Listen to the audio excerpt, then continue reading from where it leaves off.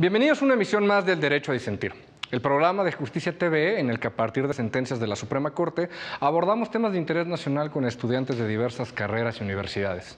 Hoy vamos a platicar sobre la acción de inconstitucionalidad 29-2011 resuelta por el Pleno de la Suprema Corte bajo la ponencia del ministro Jorge Mario Pardo Rebolledo. En este asunto, entre otras cuestiones, el Pleno analizó si la difusión de afirmaciones falsas forma parte del derecho a la libertad de expresión y acceso a la información, particularmente en contextos en los que se pueda perturbar el orden público. Yo soy Alejandro Telles, gracias por sintonizarnos. Comenzamos.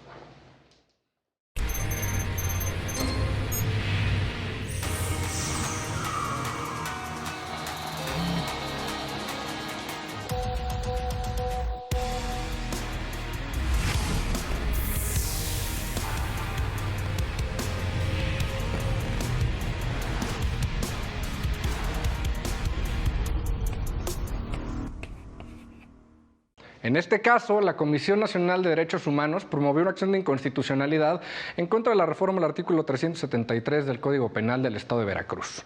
Dicho precepto contemplaba la imposición de sanciones a la persona que afirmara falsamente la existencia de aparatos explosivos, ataques con armas de fuego, sustancias químicas, biológicas o tóxicas, provocando la alteración del orden público.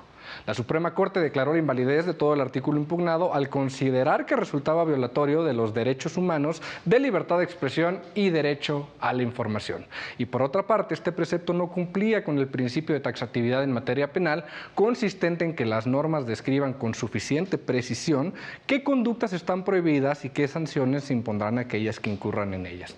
Para platicar sobre este tema nos acompañan Abraham Morales, de Derecho de la Universidad del Valle de Grijalva, Scarlett Mellado, de Ciencias Políticas y Derecho de la UNAM, Varo Hernández, de Comunicación de la UNAM, Camila Martínez, de Comunicación Política de la UNAM y Olimpia Rojas, de Derecho, también de la UNAM. Bienvenidas y bienvenidos, qué gusto tenerlos por acá. Si quieres empezamos contigo, Scarlett, platícame un poquito, ¿qué te pareció la sentencia? ¿A favor, en contra, por qué? Hola Alejandro, pues un gusto nuevamente estar en una emisión de Derecho a Disentir. Y en cuanto a la sentencia, mi posicionamiento es a favor, ya que considero que el ejercicio de la libertad de expresión es pilar fundamental para poder desarrollar una vida democrática y jurídica dentro de la sociedad. Entonces, es importante que los impartidores de justicia, los legisladores, todo el aparato gubernamental, quienes aplican las leyes, pues existan estas verificaciones de que las normas vayan acorde, ¿verdad? Como lo decimos en derecho, que el tipo penal esté bien claro para entonces sí poder establecer los límites y los alcances de la norma. Y justamente es lo que hace la Suprema Corte en esta resolución de esta sentencia, donde protege pues este bien jurídico, ¿no? Esta libertad de expresión en torno a las personas, porque evidentemente ya vamos a ir analizando, pero pues si alguien comete un error o tiene una mala percepción, ya sea de sus sentidos visual, audiovisual, en cuanto a un uso o mala apreciación en torno a esta percepción sobre los explosivos o todo esto que se ha mencionado, entonces pudiera ser sujeto a sanción. Entonces es muy peligroso. Lo importante aquí es que, bueno, el salvaguardar la libertad de expresión de las personas y dejar una buena tipificación del tipo penal para entonces sí establecer una ruta correcta al momento de impartir justicia. Ok, muchas gracias. Fíjate que de aquí resalta una diferencia que haces muy importante, ¿no? Sobre las personas que pudieran difundir este tipo de información por error y también aquellas que lo hacen por dolo, ¿no? Y es una cuestión que viene como tal en el artículo que dice aquella persona que afirme falsamente, y hablamos de cierto conocimiento de que se está haciendo de conocimiento del público a sabiendas de la falsedad. Pues Camila, bienvenida, qué gusto tenerte por primera ocasión aquí en Derecho a Disentir. Platícame, ¿estás de acuerdo con Scarlett o tú qué opinas? Y bueno, primero que nada, muchísimas gracias por la invitación aquí en Derecho a Disentir. Y yo también estoy de acuerdo con la resolución, pero creo que hay un tema que es muy interesante, ¿no? Y es o sea, supuestamente entran en tensión dos valores. Por un lado, la libertad de expresión y por otro lado, el orden público, ¿no? Y creo que va a ser muy interesante esta discusión porque justo creo que a partir de querer resguardar el orden público, se ha censurado muchísima de pues sí, de la libertad de expresión, ¿no? O sea, yo creo que en este caso, bueno, estuvo bien, ¿no? Que se eliminara pues esta ley, porque o sea, ciertamente alguien que está diciendo que hay explosivos o que y lo hizo sin querer, ¿no? Lo hizo por accidente, pues de ninguna forma está buscando alterar el orden público, ¿no? Pero lo pienso también en otros casos, mucho que ver con lo que ha pasado ahora en la pandemia. Por ejemplo, este caso de Javier Alatorre diciendo pues en el noticiero que no le hicieran caso a Hugo López-Gatell, pues ese me parece que sí es un acto, ¿no? Que debería ser pues revisado, ¿no? Porque es un acto que en medio de una pandemia sí puede alterar el orden público, ¿no? O sea, decir, bueno, ya no tengan estas medidas de sana distancia, creo que eso sí podría generar un problema importante, ¿no? Pero digo que es una supuesta tensión entre la libertad de expresión y el orden público, porque yo creo que la libertad de expresión, a ver, o sea, debería ser, o sea, no debería tener ningún límite, ¿no? Porque creo que lo que ya lleva, ¿no? A tener un desastre en el orden público, eso ya no es libertad de expresión, ¿no? O sea, yo creo que en este caso, ¿no? Decir que hay armas, ¿no? O que no le hagan caso a Hugo López-Gatell o mentir deliberadamente, eso me parece que ya no es libertad de expresión y por lo tanto sí debería de haber algún tipo de consecuencias, ¿no? Entonces, esa es mi postura. Yo creo que la libertad de expresión debe ser amplia, sin ningún tipo de limitación, ¿no? Pero que hay otras cosas que han buscado disfrazarse como bajo la libertad de expresión, bajo la protección de la libertad de expresión y realmente no lo son. Fíjate, Entonces, qué interesante este punto que estás tocando porque llegamos a este mismo acuerdo, ¿no? Cuando ya existe como tal la voluntad de mentir y generar en la opinión pública cierta falsa apreciación de la realidad, ahí es donde al parecer empezamos a tener un consenso de que sí pudiera haber una intervención estatal, ¿no? De ahí lo que podría resultar complicado, adelantándome un poquito al debate, es cómo definir, ¿no? En qué casos sí y en qué casos no. Me parece que es complicado. Pero bueno, retomamos ese punto sin duda alguna. Abraham, bienvenido nuevamente a Derecho a Disentir. Hace rato que no te veía. Platícame de lo que han expuesto tus compañeras y de la sentencia en general. ¿Tú qué opinas? Primero que nada, me da mucho gusto estar nuevamente en Derecho a Disentir, poder saludarlos a todas y a todos ustedes. Coincido con Scarlett, coincido con Camila. Yo creo que de ambas puedo rescatar cosas muy, muy importantes. Y estoy de acuerdo con la acción de inconstitucionalidad pues por la Suprema Corte de Justicia de la Nación, donde declara la invalidez del artículo 373 del Código Penal para el Estado de Veracruz, toda vez que en su porción normativa afirme falsamente, ¿sí? Nos damos cuenta que el legislador veracruzano no hizo bien un estudio de fondo ni fue concreto al colocar esta porción, ¿no? Algo muy importante también es que el artículo primero constitucional señala sobre los derechos que tenemos los ciudadanos, las personas, los mexicanos, los tratados internacionales también, esos derechos de los que todos gozamos, ¿sí?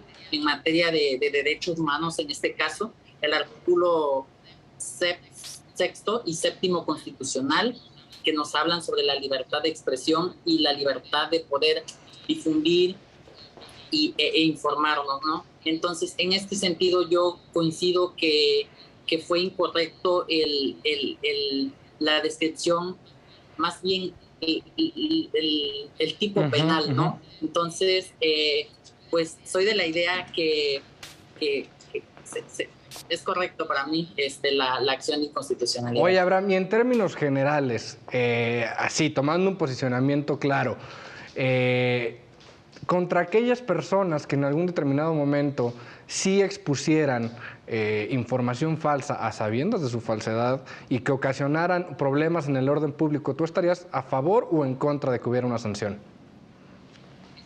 estaría a favor de que hubiera una sanción, porque estaríamos de acuerdo que existe dolo, ¿no? Existe el dolo por parte de ocasionar alguna perturbación en el orden público, ¿sí? Entonces, en ese sentido, yo estaría a favor. Perfecto, regresamos con eso sin duda alguna. Baru, bienvenido a Derecho a Disentir. A ver, platícame, ya vamos encontrando un poquito los puntos en los cuales van a ser de discusión en los siguientes bloques, pero tú, ¿cuál es tu opinión general de la sentencia? Buenas tardes, Alejandro. Primero que nada, muchas gracias por hacerme la invitación a este programa. Muy interesante el tema del día de hoy. Yo me demuestro totalmente a favor de esta y comparto algunos puntos con mis compañeros aquí, como Camila, Scarlett. Me demuestro a favor porque, bueno, de antemano, desde el área de periodismo, que es donde yo me enfoco un poco más, bueno, pues el autoritarismo suele proyectarse sobre las libertades de expresión y la libertad de prensa para evitar conocimiento de lo real de la sociedad. La libertad de prensa y la libertad de expresión son un hecho inherente, o sea, por Constitución tenemos derecho a expresar nuestras ideas, ¿no? Ahora, tenemos que tomar en cuenta algo que es sumamente importante y es el contexto de esta situación. En el caso del día de hoy, sabemos que, bueno, pues esto publicado en la Gaceta Oficial del Estado de Veracruz, gobernador en esta entidad, Javier Duarte. Bueno, el gobierno de Javier Duarte, que comenzó en diciembre de 2010 y finalizó el 30 de noviembre del 2016 en Veracruz, ha sido el más letal para los comunicadores, es decir, los periodistas. 17 periodistas asesinados en este estado. Bueno, pues es el mayor registro de asesinatos en periodistas, con 30 en ese año, si tomamos en cuenta que fueron 141 en México en el mismo lapso.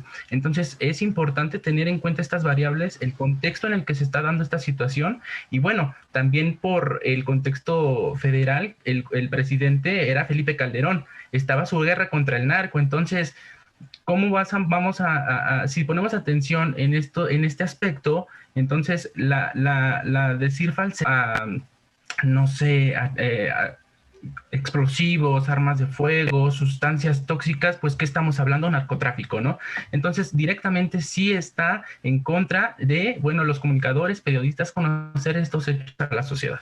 Por eso estoy totalmente a favor. Tienes toda la razón. Qué importante esto que resaltas, el contexto, ¿no? No podemos desprender la norma y analizarla únicamente en términos jurídicos sin entender cuál es el panorama nacional y local en el cual vamos a aplicarla, ¿no? Que ya nos estamos metiendo más en materia. Aquí empieza a surgir un tema de censura previa como tal, si hay cuestiones o si jurídicamente pudiera haber ciertos contextos en los cuales determináramos que es viable ejercer este tipo de censura previa. ¿Tú qué opinas al respecto? Hola Alejandro, muy buenas tardes.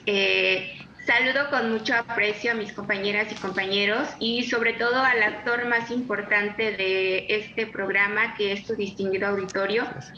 Y fíjate, antes de especificar la respuesta a tu pregunta, sobre todo porque ya estamos hablando de términos y cuestiones muy específicas, cuando no hemos puesto en el centro del debate la génesis de esta sentencia, que fue una acción de inconstitucionalidad.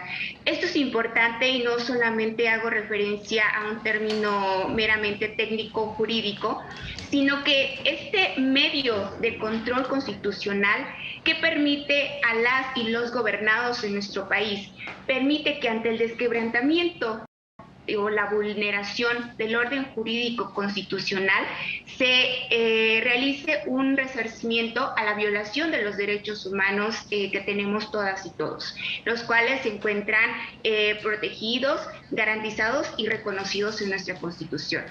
Y esto es importante porque el tema de la libertad de expresión inminentemente nos lleva a hablar de los derechos humanos. Y cuando llega a nosotros esta sentencia, y analizo el año, que es en el año de 2011, es prácticamente una fecha muy cercana a la reforma constitucional en materia de derechos humanos del 10 de junio del 2010. Entonces, es un tema muy interesante que además no solo estamos invadiendo el ámbito de la libertad de expresión, sino que también nos vincula al principio de legalidad, a los derechos de certeza y seguridad jurídica, y evidentemente el derecho a la información. Creo que también aquí son puntos muy importantes porque de acuerdo a los principios que rigen y que norman los derechos humanos, específicamente el principio de interdependencia e indivisibilidad de los derechos humanos, nos lleva a estudiar específicamente esta sentencia,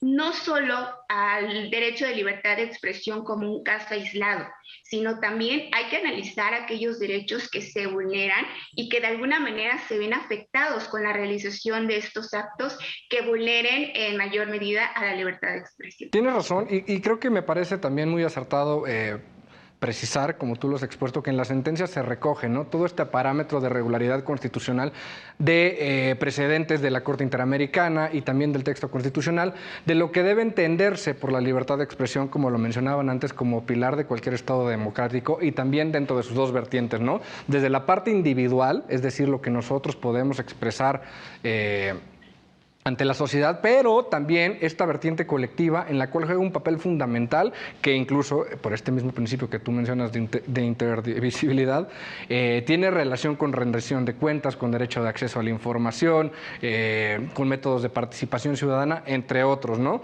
Pero a ver, me parece que tenemos cierto acuerdo en que la norma no cumple ni con el principio de taxatividad y como tal resulta una vulneración al derecho de libertad de expresión.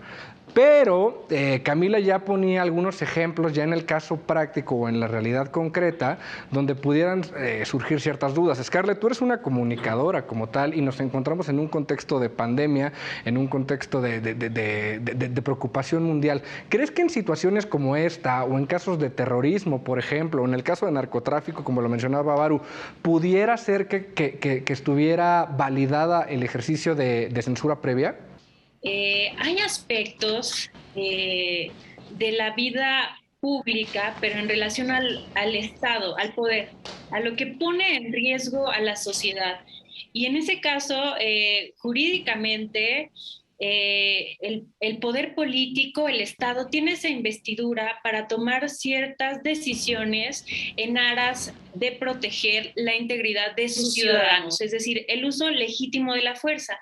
Sé que este concepto en materia política o teoría política trae como muchos prejuicios o está relacionado a aspectos negativos, pero ciertamente cuando se pone en riesgo a la población como temas del narcotráfico, terrorismo o otro tipo de amenazas que se dan en torno a la seguridad nacional, a los ciudadanos, a las personas vulnerables, el Estado tiene el poder, la autoridad de poder pues ejercer cierta coerción.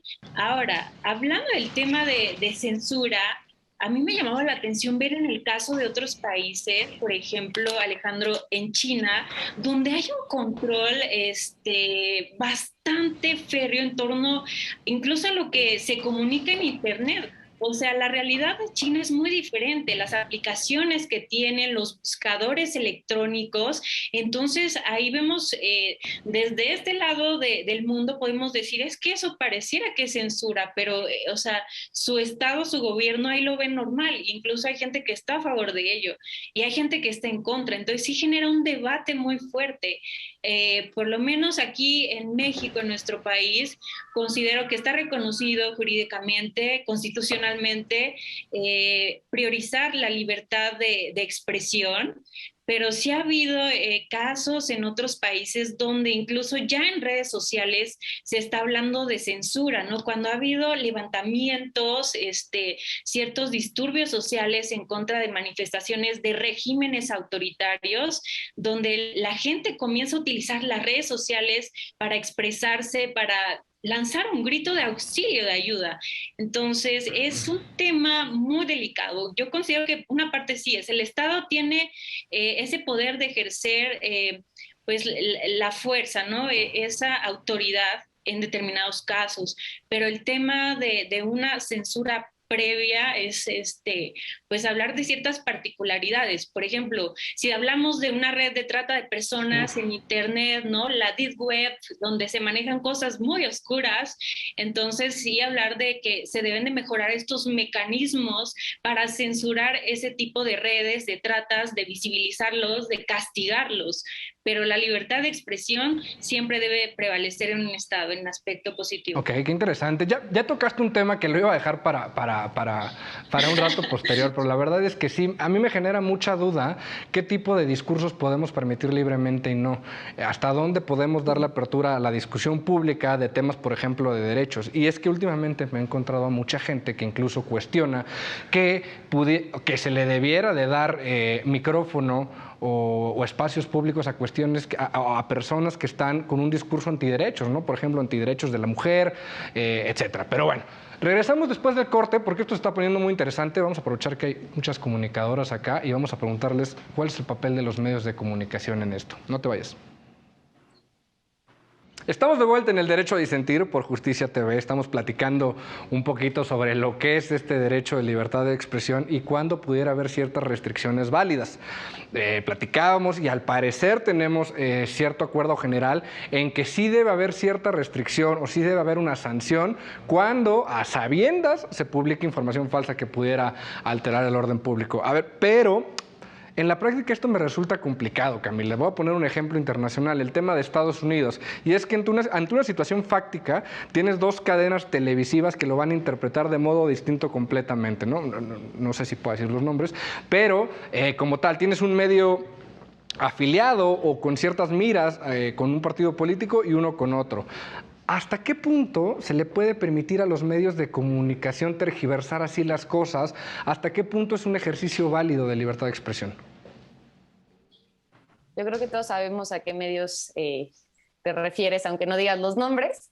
Pero, a ver, yo creo que principalmente los medios de comunicación tienen dos responsabilidades o tienen dos valores que tienen que tener siempre pues presentes, ¿no? Uno es la verdad y otro es estar a la altura de las circunstancias históricas, ¿no? O sea, un poco lo que hablábamos ahorita del contexto de la pandemia. Yo creo que la responsabilidad es mucho mayor y los periodistas lo tienen que asumir como tal. O sea, se les dice el cuarto poder por algo, ¿no? O sea, tienen toda esta responsabilidad de estar informando, de estar criticando y de estar viendo, por cierto, ¿no? O sea, que todos los mecanismos de, por ejemplo, de vacunación, de distanciamiento, estén pues perfectamente hechos. Se vale criticar eso, siempre teniendo en cuenta estar a la altura de la situación. Mentir deliberadamente no es estar a la altura de la situación. Y a ver, ojo, ¿no? Porque también yo creo que toda publicación, o sea, todo se debería de publicar o todo se debería decir en noticieros, incluso aunque fuera verdad. O sea, yo creo que no puede haber, aunque fuera mentira, digo. O sea, creo que no puede haber una censura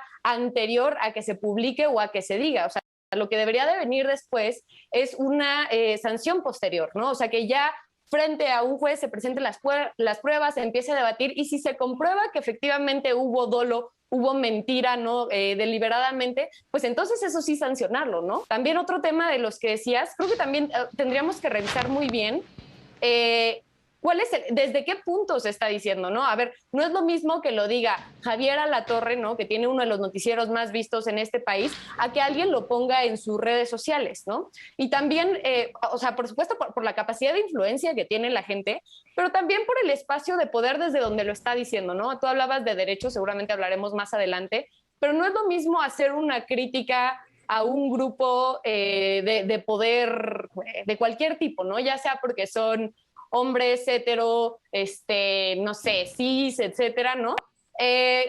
No es lo mismo hacerle una crítica desde la resistencia feminista o desde la resistencia LGBT a ellos que sacar un discurso que busca vulnerar a una población que ya de por sí está vulnerada, ¿no? Entonces creo que todos esos son aspectos que al momento de aplicar las leyes y al momento de aplicar las sanciones hay que tener en cuenta, ¿no? Porque yo creo que no hay un equilibrio al momento del debate público. Y si al final la libertad de expresión justamente lo que busca es construir democracia, entonces tenemos que empezar a ver que haya pues poderes que puedan ser, o sea, que realmente puedan estar en igualdad de condiciones para generar pues una discusión que dé frutos de algo. Ok, ¿no? me parece muy importante esto que resaltas, que es censura previa para nada. Hagamos un ejercicio ex post, ya que esté la publicación, ya que esté el discurso, ya que esté lo que sea, y ya con base en la evidencia de lo que se dijo y confrontándola con todos los derechos y con todas las normas que pudieran resultar aplicables, ahí sí vemos un estado que pudiera sancionar.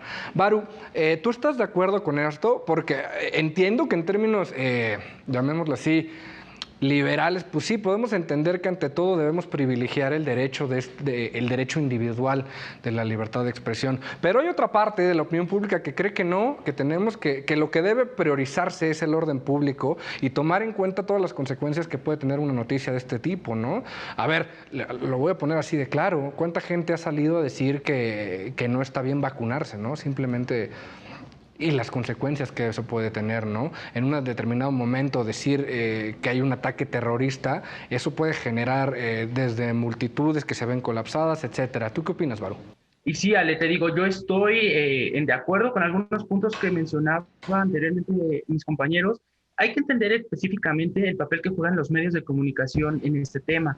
Pero no solo los medios de comunicación, sino quienes forman parte de ellos y quienes son la voz de ellos. Me refiero a los líderes de opinión. Los líderes de opinión que están conviviendo en la ecología mediática con los influencers, ¿no? Entonces, son dos figuras que se parecen, pero no lo son, no es lo mismo. Tenemos que entender que los líderes de opinión están en contacto con la audiencia, con el público y con la sociedad. Estos líderes de opinión, de cierta forma, influyen dentro de ellos. Entonces, la información que estos transmiten es importante, y es importante que esta información que no sea falsa, que sea verdad.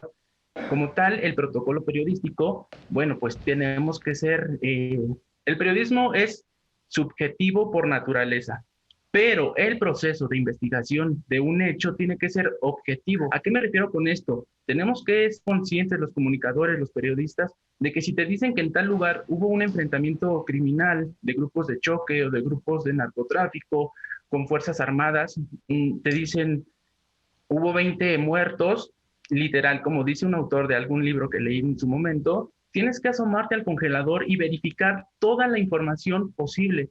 Si te dijeron que hay 20 muertos, tienes que cerciorarte, verlos, carear la información, corroborar las fuentes. Eso es la importancia del periodismo, de la información. Ahora, el periodismo es el antídoto a la posverdad, a las famosas fake news. Entonces tenemos que, como comunicadores, como periodistas, tenemos que tener en claro que nuestro papel es sumamente importante en este tema. A ver, en efecto, la figura del influencer, llamémosla así, cada vez está más presente y ya no solo en la arena del espectáculo, ¿no? Cada vez está más esta figura, por ejemplo, del influencer político.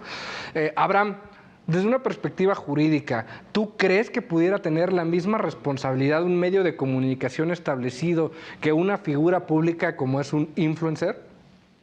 Considero yo que ambos tienen responsabilidad por las opiniones que emiten, debido a que cada uno de ellos, sus opiniones deben de estar, como bien lo decía Baru, sustentadas y verificar si efectivamente la información que están dando pues es verídica, ¿no? Entonces, en ese sentido, yo considero que se tienen responsabilidad en cuanto a la información que brindan. Oye, Abraham, y yo te preguntaría también, aprovechando tu expertise jurídico, esta parte de la sentencia donde retoma ciertas limitaciones a los límites, así lo menciona, por parte de la Corte Interamericana para este tipo de restricciones a la libertad de expresión, ¿a ti qué te parece?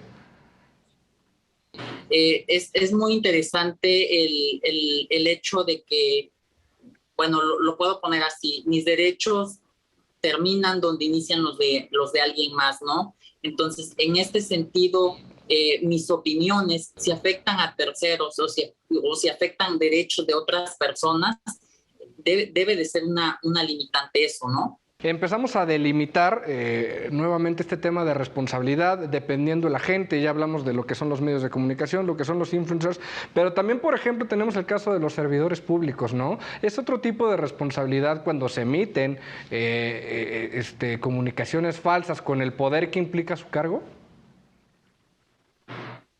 Mira, Alejandro, es un tema sumamente debatible lo que comentas y desde luego retomando ya los comentarios de las compañeras y de los compañeros y que no tan solo lo vamos a centrar en el ámbito del periodismo, de la comunicación, sino que creo yo que en este programa estaría muy bien hacerle invitación a los legisladores, los senadores o los diputados que estuvieran justamente escuchando lo que el pueblo de México está hablando sobre este tipo de leyes que hacen ellos mismos, porque de alguna manera aquí lo que hace la sentencia es un llamado de atención al legislador por los errores, digámoslo de alguna manera, los errores que comete con el establecimiento de estas disposiciones penales. Ahora bien, lo que comentas es un tema importante porque la responsabilidad que pueden llegar a tener los servidores públicos lo llego a vincular con un principio dentro de la teoría del garantismo. Y aquí hago referencia a lo que señala uno de los principales garantistas, que es Luigi Ferrajoli, que habla del principio de la lesividad. En este sentido, el principio de la lesividad, ¿qué es lo que nos dice? ¿A qué nos lleva? Es que hay que exigir realmente un daño material, un daño certero y no meramente algo imaginario o algo abstracto. Entonces, lejos de debatir o hablar o de desgarrarnos las vestiduras sobre quién realiza un acto, limitando la libertad de expresión o vulnerando el derecho a la información, ya sea un servidor público, ya sea un comunicador, un mismo influencer, hay que ver el tipo, la magnitud de efecto grave que realiza con sus actos, vaya. Entonces, creo yo que hay que darle más importancia a los efectos que tienen las conductas realizadas y que en menor medida veamos el tipo de persona que lo está realizando, ¿no? Creo yo que eso sería... Oye, Olimpia, a ver, me quedo contigo porque, en efecto, me parece muy importante esto que mencionas porque tenemos que analizar como tal el nexo causal que pudiera haber entre la conducta como tal y el resultado, ¿no? Que en este caso hablaríamos de que es la alteración del orden público, pero también en cómo lo íbamos delimitando más allá de la norma en concreto, si determinamos que sí debe haber cierta responsabilidad penal, en este caso, para la persona que a sabiendas de que es falso, difunde información no verídica. ¿Cómo puedes acreditar esto, no? Me parece un poco complicado, ¿no? ¿Cómo determinamos que una persona sí sabía que era falsa la información y que sí tuvo la intención de alterar el orden público?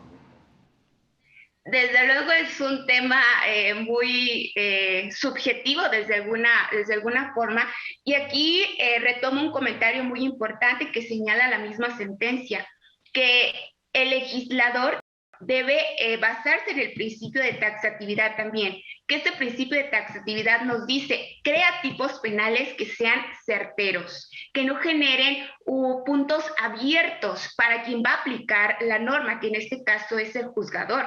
¿Por qué? Porque si nosotros dejamos diversos puntos abiertos, dejamos puntos que no sean certeros, que no sean verídicos, que no sean objetivos 100%, ¿qué generamos? Que el juzgador, quien aplica la ley, la interprete de manera arbitraria, que genere sanciones que probablemente sean no proporcionales a la conducta que haya realizado el actor del tipo penal. Entonces, pues sí, es un tema que hay que verificar según los casos concretos, que aquí la materia jurídica, ¿qué es lo que nos dice? Nos vamos a ir a los casos concretos, no podemos analizar un caso desde el punto de vista de otro, porque cada caso es particular. Hay que analizar los datos y los medios de prueba que nos dan a los juzgadores penales. Entonces, es una cuestión meramente concreta según las condiciones de los casos que se estén dando. Ok, muchas gracias. Y a ver, en este tema, siguiendo en la línea de la determinación de cuándo nos encontramos ante fake news o no, el mismo escenario fáctico nos está llevando a que las personas se pregunten quién está legitimado, además de una autoridad judicial, para determinar si sí o no nos encontramos en ese escenario. Scarlett, yo te preguntaría, llevándolo a términos generales, ¿las plataformas, por ejemplo, de redes sociales, crees que pueden establecer este tipo de juicios, ¿no? Cada vez vemos más que se le pide a Facebook, a Twitter, ¿no?, cierto filtro o que no permitan la dispersión de fake news. ¿Tú crees que sí tienen una responsabilidad estas plataformas? Claro, Alejandro. O sea, respecto a estas nuevas formas de comunicación y de interacción social que se maneja en redes sociales, estas plataformas pues son parte de una empresa y cada una de las empresas pues debe de cumplir un cierto parámetro de responsabilidad empresarial, y en torno a eso pues se han hecho muchos avances. La verdad, la opinión pública también ha ido forzando hacia esa responsabilidad ética de las empresas, de ir estableciendo candados, ir estableciendo pues sus propias normas de operación más claras para que no se difundan este tipo de noticias falsas que pueden llegar a afectar el orden público. No solamente eso, sino que las noticias falsas, pues está comprobado que crean un impacto muy fuerte dentro de todo este esquema de comunicación en la opinión pública. Entonces, difundir una noticia falsa puede traer consecuencias jurídicas. Ser responsables con lo que se está comunicando a través de redes sociales. Hablamos de plataformas como YouTube, Twitter, Facebook, etcétera, Instagram. Bueno, tanto así que tenemos el caso reciente de Just Stop, ¿no?, que se habla muchísimo de esta idea, ¿no?, de hasta dónde está el límite de la libertad de expresión y en dónde encaja ya el tipo penal para pues estar cometiendo este delito, que es bastante delicado. Más allá de eso, del debate jurídico que pues se está resolviendo y que los juzgadores tendrán que plantear pues un esquema claro, nos hace reflexionar de la importancia que tienen estas plataformas, el alcance que pueden llegar a tener en cuanto a vulnerar la integridad de una persona, o incluso como comunicador, influencer, o como se haga llamar el esquema en el que se participa en estas redes, que sí tiene una responsabilidad ética. Entonces, quienes pues hacemos uso de estas redes, de estas plataformas, ser responsables, ser cuidadosos y seguir exigiendo también a estas empresas que tomen pues más cartas en el asunto para establecer pues los candados idóneos sin obviamente pues poner en riesgo la libertad de expresión. Ay, es que no nada más sabes, perdona Alejandro, no nada más tenemos ese ejemplo, tenemos muchísimos. Solo por mencionar algunos, te voy a poner el caso de Carlos Loret de Mola con el caso Florence Cassés. ¿Cómo vas a, o sea, no es una entidad gubernamental, no es un orden público, pero es una producción? Tú que estás dentro de una producción lo vas a entender, Alejandro. Si alguien de tu producción te está diciendo detente, esto es falso, y tú sigues grabando por tener alguna nota, digo, ¿cuál es la ética periodística? Esos casos tienen que ser sancionados. Tan es así que cuántos años han pasado e Israel Vallarta no tiene una condena todavía. ¿No? Eso es por mencionar un caso. Otro más, el Partido Verde Ecologista de México violó la veda electoral con los llamados influencers. ¿Y qué sanción ha habido?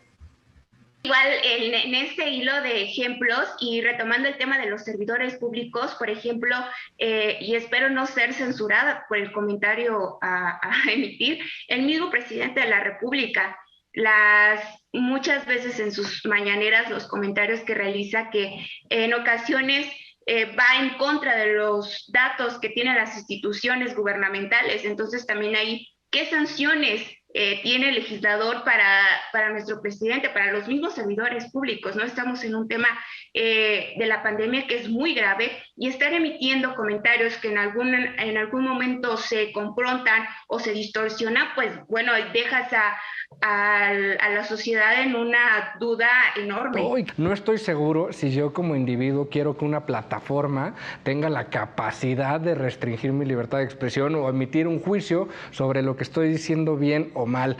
Regreso en el tercer bloque contigo, Camila, para que nos des respuesta a esto o tu opinión, pero sí me genera cierta duda. En casa también creo que nos quedamos con muchas preguntas después de estas participaciones, pero tenemos que ir a un corte.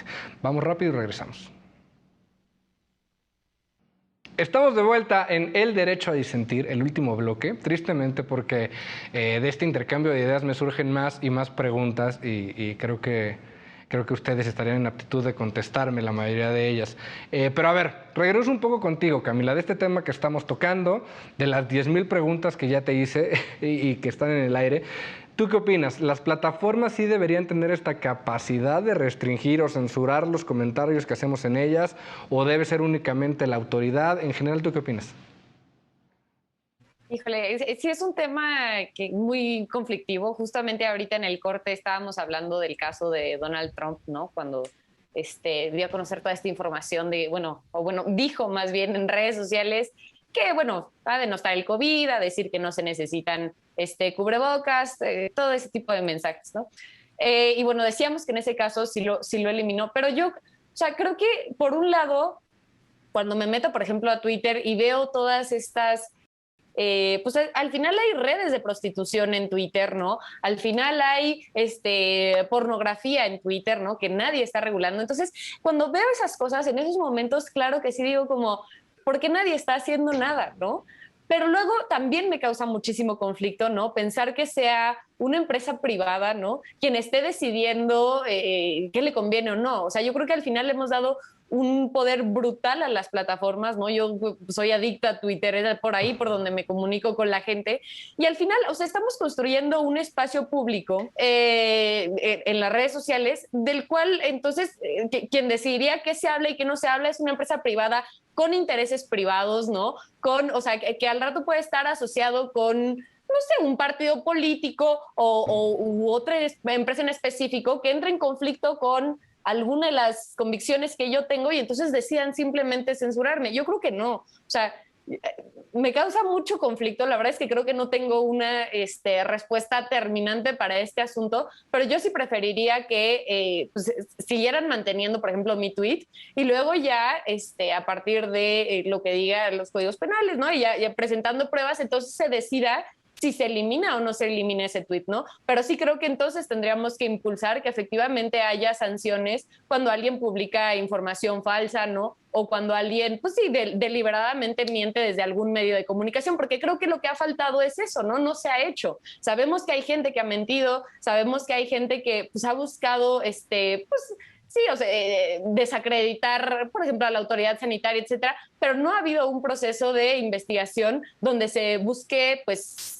presentar las pruebas de que hay dolo, ¿no? Digo, a mí me encantaría, regresando de nuevo al caso de Alatorre, pero a mí me encantaría saber si la decisión que hizo él al hablar en este noticiero fue una decisión personal o fue una decisión que se había platicado con la producción de su programa, ¿no? Creo que esos son el tipo de cosas que nos podrían mostrar si efectivamente hubo dolo, si efectivamente hubo planeación o fue un comentario muy desafortunado, que todos modos tendría que tener responsabilidad, pero fue un comentario que hizo en el momento, ¿no? Claro, qué importante y creo que es importante destacar esto que mencionas, ¿no? Muchas veces entendemos estas plataformas de redes sociales o nos gusta pensarlas como seres neutrales, ¿no? Que viven encima de todos nosotros y que no tienen ideologías políticas o que no tienen ciertas convicciones que evidentemente se tienen que ver reflejadas en decisiones empresariales, ¿no? Muchas veces es complicado distinguir a los individuos que componen una empresa de la empresa como tal, ¿no? Y hay que entender que juegan este juego como lo jugamos todos nosotros en el papel de la libertad de expresión.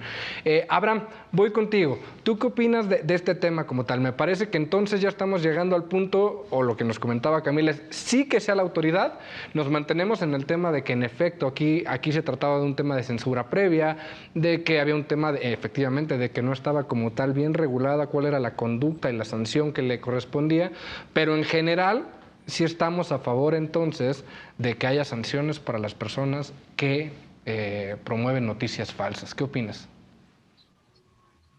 Bueno, yo en ese contexto yo opino que muchas veces, este es un ejemplo, muchas veces nosotros hemos sido víctimas y compartimos información falsa.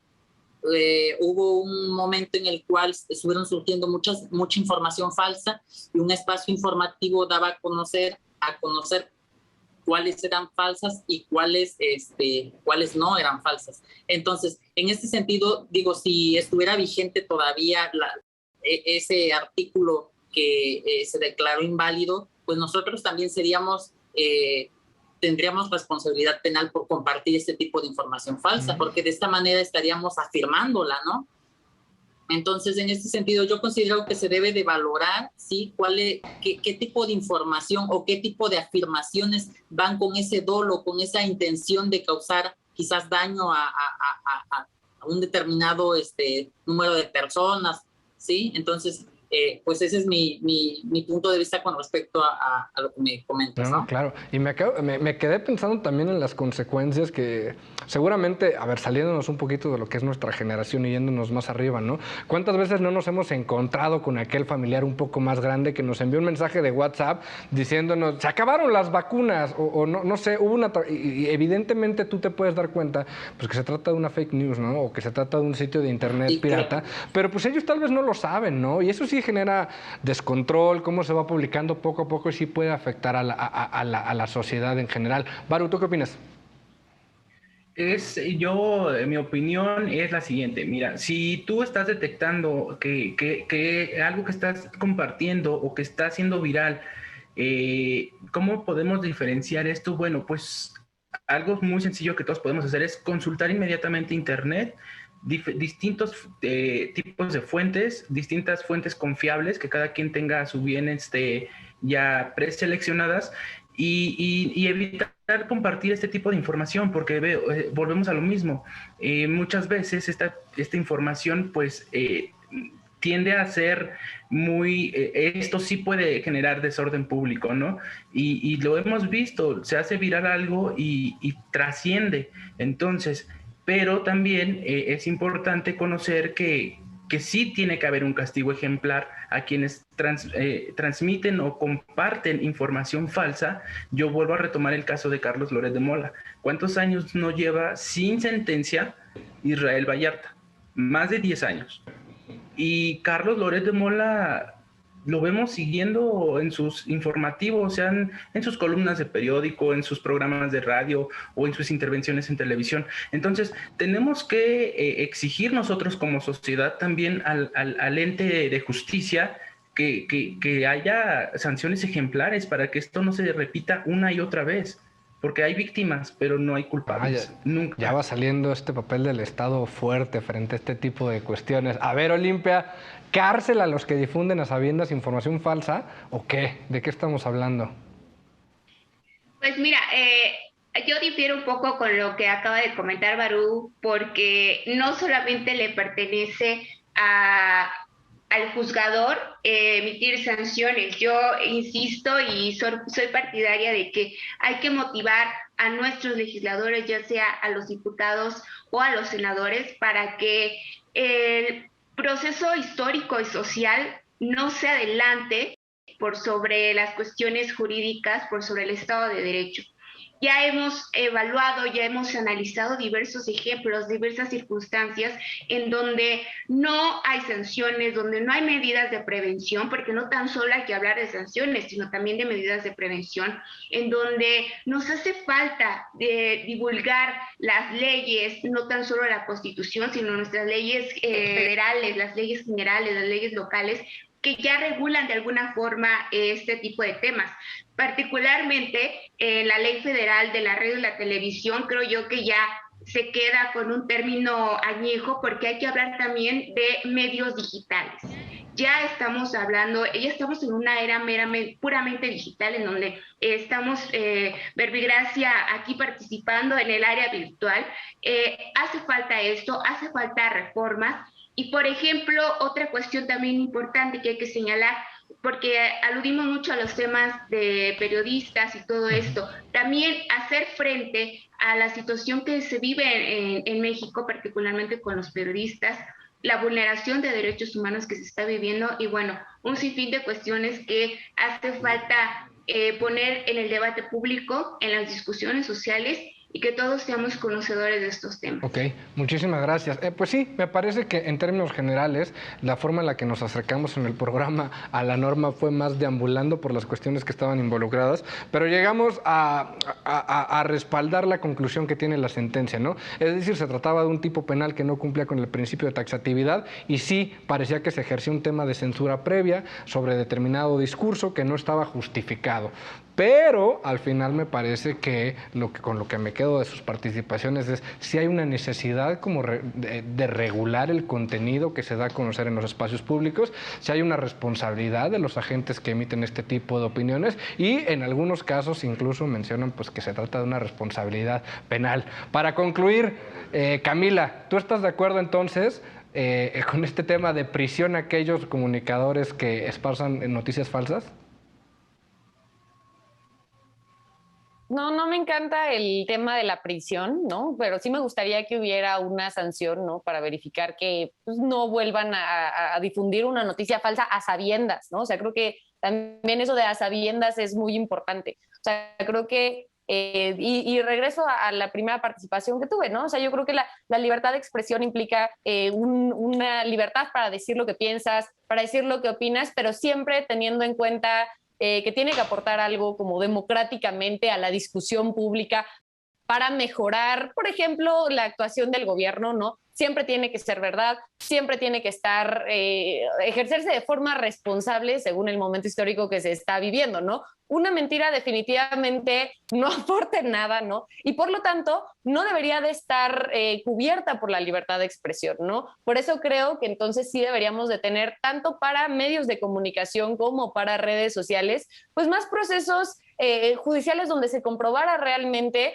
pues, que se hizo con dolo y entonces empezáramos a valorar un poco más, ¿no? El tipo de contenidos que estamos poniendo en nuestras redes, ¿no? Yo creo que cualquiera puede cometer el error de compartir una cadena falsa o, digo, ojalá solamente fueran cadenas. Desafortunadamente tenemos medios muy prestigiosos que comparten noticias falsas, ¿no? Pero empezar, ¿no? Poco a poco, pues a erradicar este tipo de noticias falsas que muchas veces se presentan, sobre todo, pues ahora en las redes sociales. Muchísimas gracias y muchísimas gracias a todas y a todos por acompañarnos. Estoy muy triste de que se haya acabado tan rápido el programa, pero ni hablar, solo nos dan una hora. Gracias a todos y gracias también a todas y a todos en casa por acompañarnos. Yo soy Alejandro Telles, esto fue El Derecho a Disentir. Nos vemos en la próxima.